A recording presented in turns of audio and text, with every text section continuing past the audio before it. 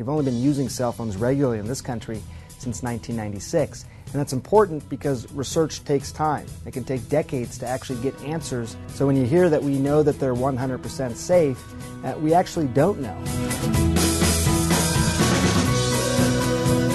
We're talking about something known as non-ionizing radiation. That's different than what comes out of an X-ray machine, for example, which is ionizing radiation. What a lot of scientists will use to describe it, they're saying it sort of causes a heating up of the brain, much like an egg, for example, that's being cooked. So we don't know how long it takes to actually get those effects, but we know people use their cell phones more than ever. We know that they start at a very young age, and some people keep some source of radiation next to their brain all day long. So that's part of the concern as well.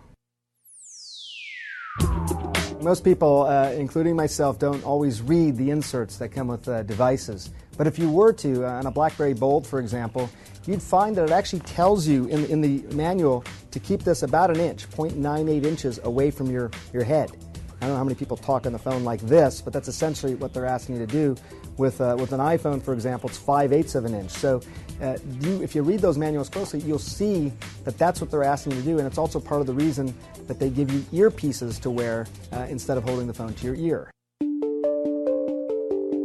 Your phone is not always emitting the same level. In those really tough times when you're really struggling with your phone, which I do all the time, you're in a bad cell area, you're not getting good reception, your phone's actually working harder. It sends signals back and forth to the nearest tower, but if your phone's not working well, it means it's sending more of those signals, more of that energy, and more of that radiation.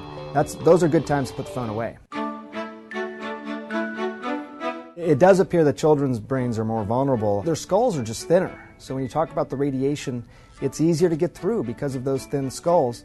And also keep in mind, most of us didn't use cell phones until we were already adults. We didn't have this technology as kids. They're going to grow up their entire lives with it. Simply use an earpiece. I mean, all the research, all the science is pointing that way. And while we don't know enough yet, you don't want to find out 15, 20 years from now. In fact, there was a cancer link and you didn't do anything about it. The solution's simple.